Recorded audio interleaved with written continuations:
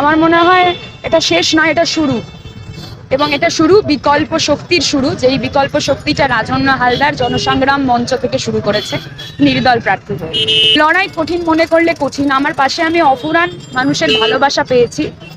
আমার পাশে হয়তো 100 জন ছিল না, বাকি বড় বড় প্রার্থীদের পাশে 100 জন ছিল, কিন্তু আমার বিশ্বাস আমার পাশে যে 10 জন ছিল সেই 10 জনই আমাকে ভোট দেবে। এবং ওই বাকি বড় বড় প্রার্থীদের যাদের পাশে 100 করে লোক ছিল তাদের মধ্যেও 90 অর্থাৎ 180টা ভোটও আমি পাবো। আমার ওই কাউকে আসার দরকার নেই।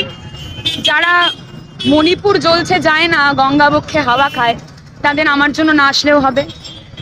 যারা আরজিকরের প্রমাণ লোপাট করে দিতে চায়, পোস্টমর্টেমটা তাড়াতাড়ি সরিয়ে পাঠিয়ে দিতে চায়, তাদের আমার জন্য না আসলেও হবে। যারা মঞ্চ থেকে বলেন 5 বছর ভুল করে ফেলেছেন প্রাক্তন বিধায়িকা, ভুল করেছে জেনেও যারা প্রাক্তন বিধায়িকাকে আবার তৃণমূল কংগ্রেসের প্রার্থী করেন, তারা আমার জন্য না আসলেও হবে।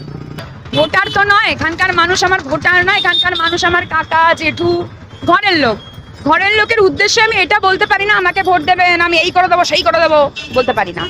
আমি এইটা বলতে পারি, ঘরের মেয়ে তোমাদের সঙ্গে 1 কোমর জলে দাঁড়িয়েছে, ঘরের মেয়ে তোমাদের সঙ্গে খারাপ রাস্তায় হেঁটেছে, ঘরের মেয়ে তোমরা যখন ঝান্ডা লাগিয়েছে তাতে কোনো ডিস্টারবেশন ক্রিয়েট করেনি, তোমাদেরকে গিয়ে বাধা দেয়নি। ঘরের মেয়ে তোমাদের আদর্শকে সম্মান জানিয়েছে, জানিয়েও মাটির কথা বলেছে, কোনো অভিনেত্রী তারকা প্রার্থীর কথা বলেনি। তাই যদি মনে করো 12 নম্বর বোতাম দূরবীন চিহ্ন রাজন্যা হালদার সারা, এখানে আমায় প্রত্যেকে চেনে ঘরের যারা, একবার ভেবে দেখো।